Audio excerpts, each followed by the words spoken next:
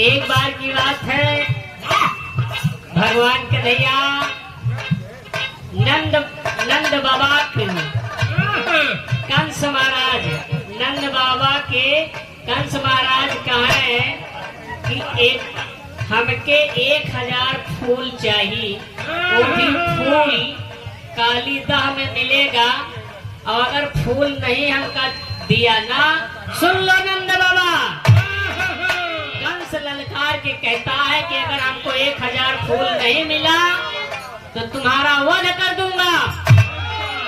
तब नंद बाबा सोच में पड़ जाते हैं कि कालीदाह में जाऊंगा तो वहाँ कालिया नाग रहता है, हमको डर लगता है, उनको फूल भी देना है, अब क्या करूं मालिक।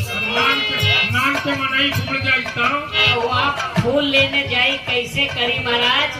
नंद बाबा सोच रहे हैं और आप सब गौर करेंगे। तब नंद बाबा रो रहे हैं, क्या अरे रोवे नंदनयन भरवारी, रोवे नंदनयन भरवारी, भैले हार करारी।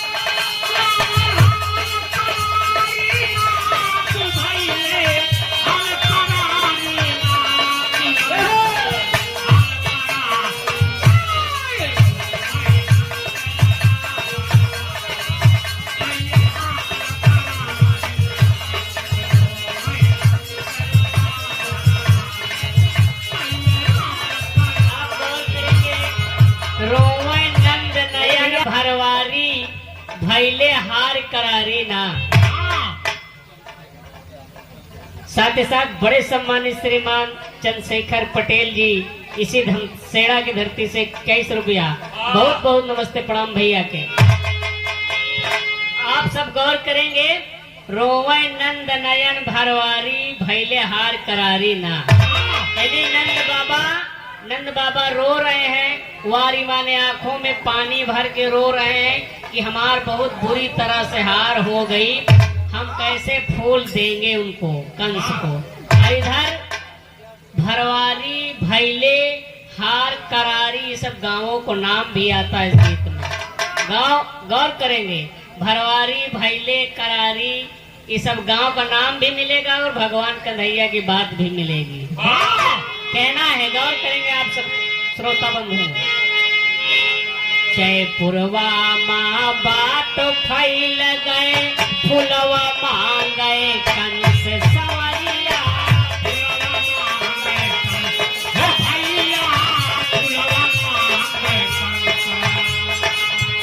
गौर करेंगे, जयपुरवा माँ बात फैल गए, 4 पुरवा में बात फैल गई। कंस से फूल मांगी, कंस फूल मांगी ने नंद बाबा से। 4 पुरवा कौन कौन? नंदगांव, बरसाना, गोकुल, मथुरा, ये 4 पुरवा में बात फैल गए कि नंद बाबा से फूल कंस मांगी से 1000 कालीदाह में मिलेगा। और जयपुरवा सराय के लगे जयपुरवा गाँव है कि जयपुरवा माँ बात फैल गए, फूलवा मांगे कंस सवरिया।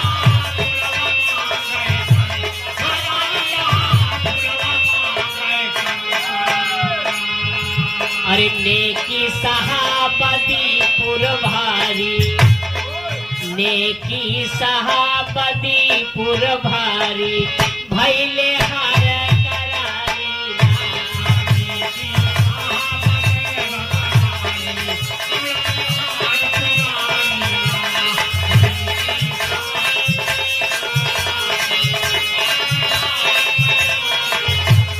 क्या बात है करेगा सही हो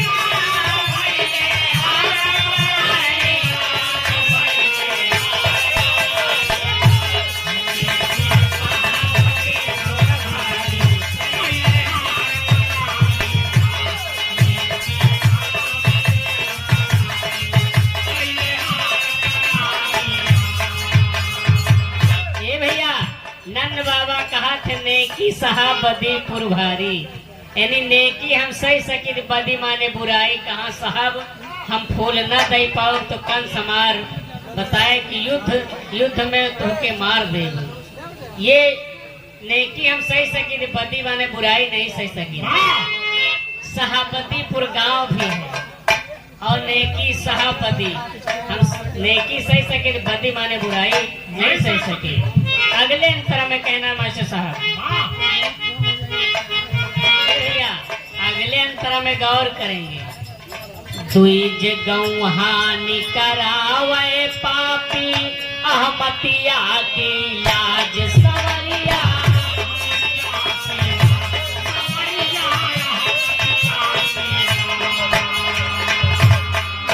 गौर करेंगे द्विज गौहानि द्वि माने होता है ब्राह्मण गौहानि माने गौ की हत्या कराता है कंस आमतिया तिया तिया माने स्त्री की इज्जत लूटता है ये कंस बेईमान ये इतना चीज करता है आमतिया इलाज यानी स्त्रियों की लाज भी लूटता है द्विज गौहानि करावे पापी आमतिया की लाज यानी स्त्रियों की लाज लूटता है गौ की हत्या कराता है ब्राह्मण की हत्या करता है मारता है इतना करता है अत्याचारी गौहानि गांव है अरका के लगे गौहानि अहमतिया ये हमारे तरफ है अहमतिया गांव रसूलपुर सोनी के आगे अहमतिया द्विज गौहानि करावे पापी अहमतिया की लाज सवरिया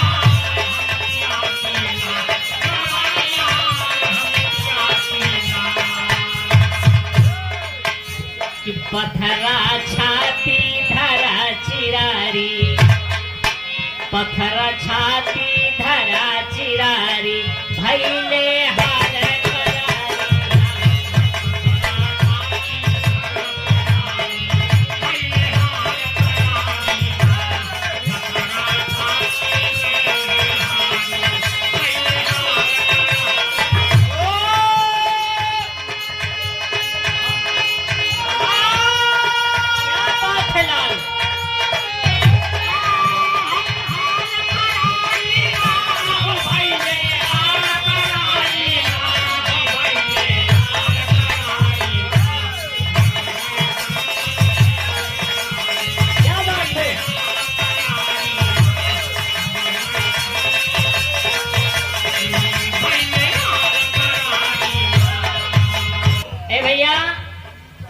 पथरा छाती धरा चिरारी पथरा यानी हमारे दिल पे पथरा जैसे चिरारी माने पुराना दुश्मन हमारा पुराना दुश्मन हमारे छाती पे पथरा जैसे रख दिया ये फूल लाओ नहीं तो तुमको हम जीवित नहीं रहने देंगे।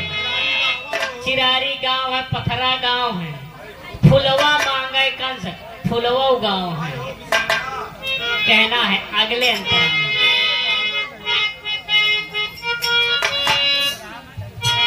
भैया श्याम मलकिया काली नाग से लिया दानपुर खास सवरिया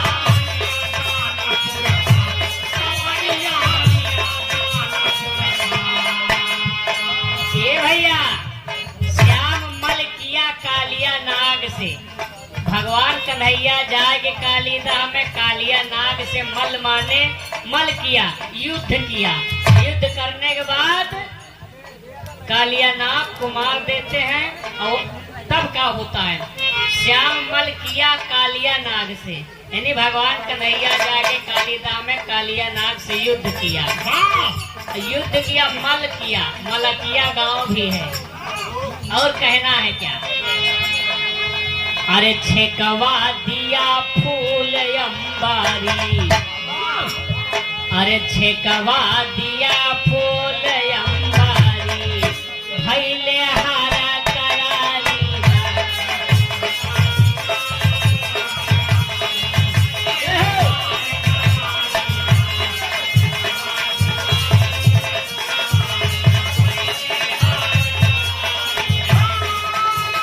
क्या बात है,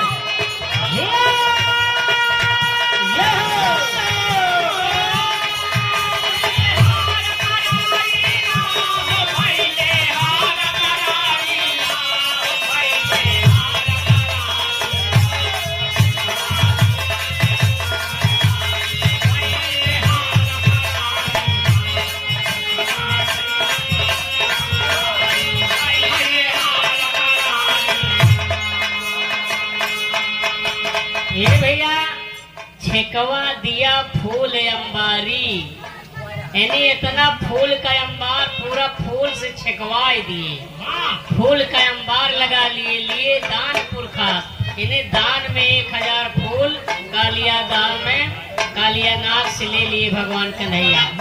और फुलवा लिया दान पुरखास, छेकवा दिया छेकवा है, फूल का अंबार लगा दिए। अंबारी गांव, तमाम गांव भी है और इधर भगवान कन्हैया की बात भी है। लास्ट में कहना है, ऐसी नींद न सोनी चाहे, अड़ा रहा था कंस सवरिया।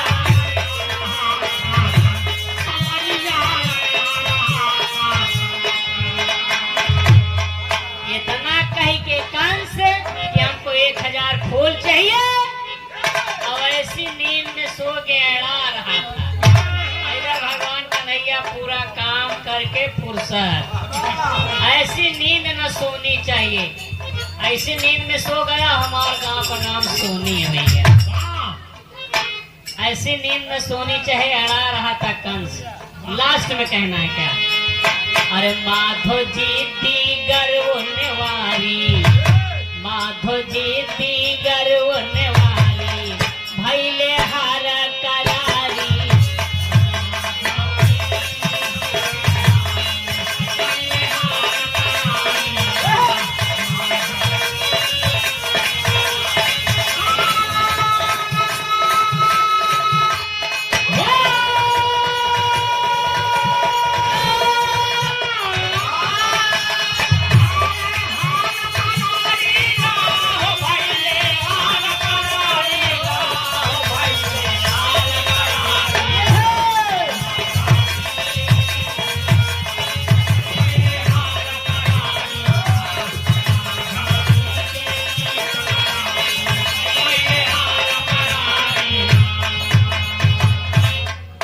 गीत समाप्त है, एक लाइन चल